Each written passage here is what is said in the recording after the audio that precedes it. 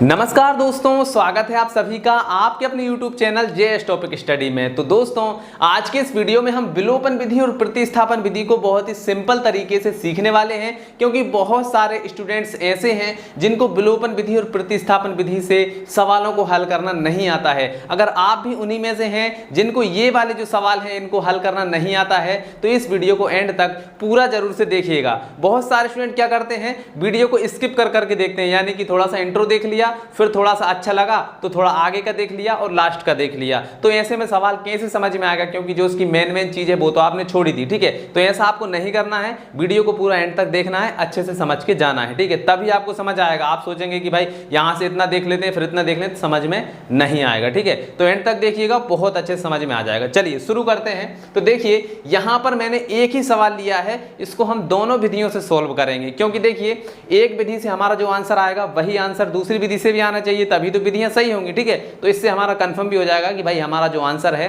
वो सही आया है। ठीक है, तो चलिए पहले हम क्या करते हैं, विलोपन विधि से सवाल को हल करेंगे। ठीक है, तो यहां पर देखिए दो समीकरण है, x + y = 5, 2x - 3y = 4। ठीक है, जब भी आप विलोपन विधि या प्रतिस्थापन विधि से सवाल को हल करेंगे तो आपको हमेशा दो समीकरण दिए जाएंगे। ठीक है, तो चलिए यहां पर हम पहले समीकरण को नाम दे देते हैं कि भाई ये जो है समीकरण 1 है, दूसरे को नाम दे देते हैं कि भाई ये जो है समीकरण 2 है। ठीक है, अब हमें काय से हल करना है, विलोपन विधि से। ठीक है, तो विलोपन विधि से हल करने के लिए क्या करना पड़ता है, या तो हम x का विलोपन कर देते हैं या y का विलोपन कर देते हैं। कैसे होता है, यानी कि दूसरे वाले समीकरण में जो x का गुणांक होगा उसका गुणा हम पहले वाले में कर देते हैं, और पहले वाले में जो x का गुणांक होता है उसका गुणा हम दूसरे वाले में कर देते हैं। ठीक है, ऐसे होता है। जब हम सवाल को हल करेंगे तब आपको समझ में आएगा। ठीक है, तो इसको यहां पर कर लेते हैं। तो हम यहां पर क्या करेंगे, x का विलोपन करेंगे। ठीक है, तो यहां पर हम लिख देते हैं x का विलोपन करने पर, ठीक है, विलोपन करने पर, ठीक है, x का हम विलोपन करेंगे। ठीक है, तो यहां पर देखिए दूसरे समीकरण में x का गुणांक क्या है, 2 है, तो सबसे पहले यहां पर हम लिखेंगे 2। ठीक है, अब 2 का गुणा हम काय में करेंगे, पहले समीकरण में, तो यहां पर आ जाएगा पहला समीकरण x + y = 5। ठीक है, x का विलोपन कर रहे हैं इसलिए हम x का गुणांक ले रहे हैं, अगर y का विलोपन करते तो y का गुणांक हम लेते। ठीक है, तो यहाँ पर हमने दूसरे समीकरण में जो x का गुणांक था वो यहाँ पर लिखा और पहले समीकरण को लिख दिया। ठीक है, अब पहले समीकरण में x का गुणांक क्या है, मान सकते हैं कि यहाँ इंटू में 1 है, तो 1 को हम लिखेंगे यहाँ पर, और इसका गुणा हम कर रहे हैं दूसरे समीकरण में, तो यहाँ पर आ जाएगा समीकरण 2। ठीक है, तो 2x - 3y = 4। ठीक है, समझ में आया नहीं आया, देखिए कैसे करना है। यहां पर जो 2 था उसका गुणा हमने कर दिया इसमें। ठीक है, यहां पर जो 2 था इसका गुणा कर दिया इसमें, और यहां पर इसका जो गुणांक था उसका गुणा कर दिया हमने इसमें। ठीक है, अब समझ में आ गया होगा। ठीक, अब क्या करना है, देखिए अब गुणा करके जो आएगा उसको हम लिखेंगे यहाँ पर। तो देखिए यहाँ पर क्या हो जाएगा, 2x, x का गुणा करेंगे तो 2x हो गया। अब x का गुणा y में भी होगा, सॉरी 2 का गुणा y में भी होगा, तो यहाँ पर क्या आ जाएगा +2y, तो ये हो गया 2y। अब 2 का गुणा 5 में भी होगा, तो यहाँ पर क्या है बराबर, और यहाँ पर हो जाएगा 5 दूनी 10। ठीक, चलिए आगे बढ़ते हैं। अब 1 का गुणा इसमें करेंगे तो ये तो यही रहेगा, तो यहाँ पर देखिए ये आ जाएगा 2x। ठीक है, इसके बाद में यहाँ पर 1 का इसमें करेंगे तो ये हो जाएगा -3y, और बराबर 4 में करेंगे तो 4 ही रहेगा। ठीक है, अब इसको मान लेते हैं कि भैया ये हो गया समीकरण 3 और ये हो गया समीकरण 4। ठीक है, अब हम क्या करेंगे, इसको समीकरण 3 में से 4 को घटा देंगे। घटाएंगे तो देखिए क्या होगा, 2 में से 2 जाएंगे तो ये x खत्म हो जाएगा, मतलब x का विलोपन हो जाएगा। ठीक है, तो हम इसको घटाते हैं, तो यहाँ पर हम लिख देते हैं समीकरण 3 - 4, मतलब 3 में से हम 4 को घटा रहे हैं। ठीक है, तो यहाँ पर ये हम, आप चाहें तो लिख सकते हैं, मैं यहाँ पर लिखता नहीं हूँ। ठीक है, तो क्या करेंगे, देखिए घटाएंगे तो क्या होएगा, देखिए यहाँ पर ये हो जाएगा माइनस का, और माइनस क्या होता है प्लस, तो ये हो जाएगा प्लस का, और यहाँ पर ये प्लस का है तो ये हो जाएगा माइनस का, कुल मिलाकर चिन्ह बदल जाएंगे। ठीक, तो ये यहाँ पर देखिए 2x से 2x कट गया। ठीक है, अब यहाँ पर देखिए 2y है, 2y और यहाँ पर प्लस का 3y। ठीक है, ये भी प्लस का ये भी प्लस का, दोनों जुड़ जाएंगे। ठीक है, तो 2 और 3 कितने हो जाएंगे, 5y, तो यहाँ पर हम लिख देंगे 5y। ठीक है, अब बराबर है तो ये आ गया बराबर, 10 में से 4 जाएंगे तो कितने बचेंगे, 6 बचेंगे। ठीक है ना, 10 में से 4 जाएंगे तो 6 बचेंगे, तो ये हो गया 6। ठीक है, तो यहाँ पर देखिए 5 बाय बराबर आ गया 6, तो यहाँ पर बाय की वैल्यू क्या आ जाएगी, बाय बराबर 5 को नीचे ले जाइए तो ये हो गया 6/5। क्लियर है, तो ये हमारा क्या आ गया, बाय की वैल्यू निकल के आ गई है। ठीक है, अब यहाँ पर सिर्फ बाय का मान आया है, हमें एक्स का भी निकालना है ना, तो अब बाय का जो मान है उसको हम समीकरण 1 में रख देंगे और आंसर आ जाएगा। ठीक है, तो यहाँ पर हम लिख देते हैं बाय का मान समीकरण 1 में रखने पर। ठीक है, तो 1 में हम रख देंगे। तो चलिए 1 में रखेंगे तो क्या होगा, देखिए एक समीकरण क्या है, x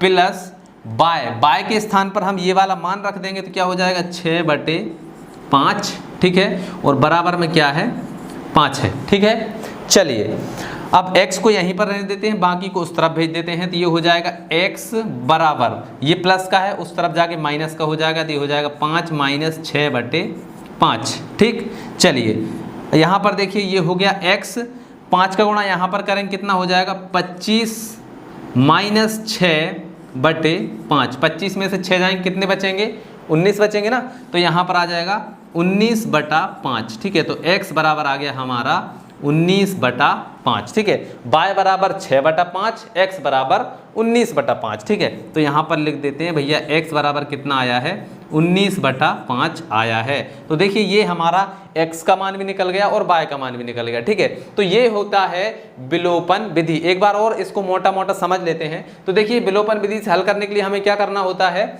हम या तो x का विलोपन कर सकते हैं या y का विलोपन कर सकते हैं। तो जैसे ही हम x का विलोपन करेंगे तो x का यानी कि दूसरे समीकरण में जो x का गुणांक होगा उसका पहले में गुणा कर देंगे और पहले में जो x का गुणांक होगा उसके दूसरे में गुणा कर देंगे। ठीक है, मतलब ये वाली जो संख्या है इसका गुणा इसमें और यहाँ पर जो संख्या होगी उसका गुणा इसमें। ठीक है, फिर इसके बाद में हम घटा लेंगे, घटाने के बाद में हमें या तो x का मान मिल जाएगा या y का मान मिल जाएगा, तो वो हम समीकरण 1 में या 2 में रख के उसका मान हम निकाल सकते हैं। ठीक है, तो चलिए अब हम क्या करेंगे, प्रतिस्थापन विधि से इसी सवाल को सॉल्व करते हैं तो आपको और भी अच्छे समझ में आएगा और यहाँ पर प्रतिस्थापन विधि भी आप सीख जाएंगे। ठीक है, तो देखिए जो हमारा आंसर आया था उसको साइड में लिख लेते हैं ताकि हमारा आंसर चेक हो जाए। ठीक है, तो यहाँ पर y बराबर कितना आया है, 6/5 और x बराबर आया है 19/5। ठीक है, तो ये हमने रख दिया है यहाँ पर और इसको मिटा देते हैं। ठीक, चलिए अब देखिए प्रतिस्थापन विधि से हम कैसे हल करते हैं। तो देखिए प्रतिस्थापन का मतलब ये होता है कि हमें समीकरण 1 में से कोई मान निकालेंगे और उसको y में स्थापित कर देंगे, मतलब समीकरण दूसरे में स्थापित कर देंगे और आंसर आ जाएगा। ठीक है,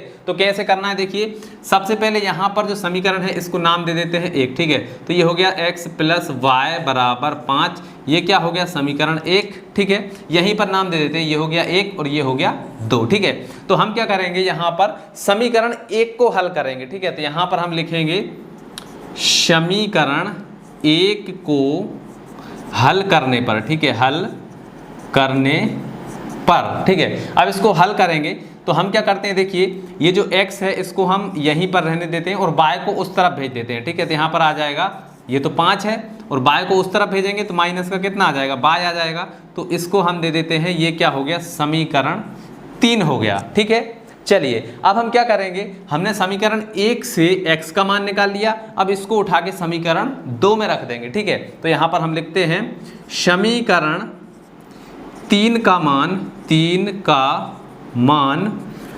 समीकरण 2 में प्रतिस्थापित करने पर। ठीक है, प्रतिस्थापित करने पर। ठीक है, यहाँ पर प्रतिस्थापित लिख देते हैं, क्या लिख दिया है, समीकरण 3 का मान समीकरण 2 में प्रतिस्थापित करने पर। समीकरण 2 क्या है, ये है और इसमें हमें इसका मान इसमें रख देना है। ठीक है, तो ये क्या है, इसको यहाँ पर लिखते हैं, सबसे पहले 2 है x का मान हम ये रखेंगे 5 - y, तो यहाँ पर आ जाएगा 5 - y। ठीक है, इसके बाद में कोष्टक बंद।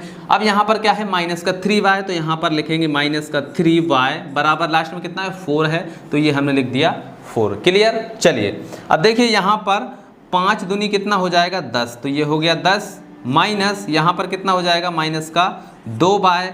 अब इसका गुणा इसमें तो होगा नहीं, अब यहाँ पर जो माइनस का 3y है ये 3y हो गया, बराबर का कितना है 4 है। ठीक है, चलिए अब देखिए यहाँ पर कितना है, प्लस का 10 है, तो ये प्लस का 10 हो गया। अब माइनस का 2y और माइनस का 3y, ये कितने हो जाएंगे, माइनस का 3 और 2 5y। ठीक है, तो ये हो गया 5y बराबर 4। ठीक है, अब देखिए y को इस तरफ रहने देते हैं, बाकी को उस तरफ भेज देते हैं, ठीक है।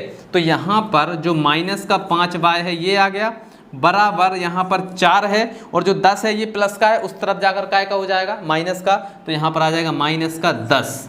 अब देखिए यहाँ पर माइनस का 10 में से 4 जाएंगे तो क्या बचेगा, यहाँ पर बचेगा माइनस का 6, ठीक है। 4 चले जाएंगे माइनस 10 में तो क्या बचेगा, माइनस का 6 बचेगा, और बराबर इस तरफ क्या है, माइनस का 5y, तो ये हो गया माइनस का 5y, ठीक है। माइनस से माइनस कैंसिल हो जाएगा, यहाँ पर आ गया 5y बराबर 6, y बराबर 6/5, 5 को नीचे ले जाएंगे तो y बराबर क्या आ गया, 6/5। पहले वाले में भी हमारा क्या आया था, y बराबर 6/5 ही आया था, यहाँ पर भी क्या आया है, y बराबर 6/5, ठीक है। अब क्या करेंगे, ये जो y का मान है इसको उठा के हम समीकरण 3 में रख देंगे, सीधा आंसर आ जाएगा, ठीक है। तो यहाँ पर हम लिख देते हैं y का मान समीकरण 3 में रखने पर, अब इसमें रख दीजिए y का मान। तो यहाँ पर देखिए ये तो हो गया हमारा x बराबर, ये है बराबर, ठीक है। यहाँ पर क्या है, 5 है, तो ये आ जाएगा 5, ठीक है। अब माइनस y का मान कितना है, 6/5, तो यहाँ पर आ जाएगा माइनस का 6/5, ठीक।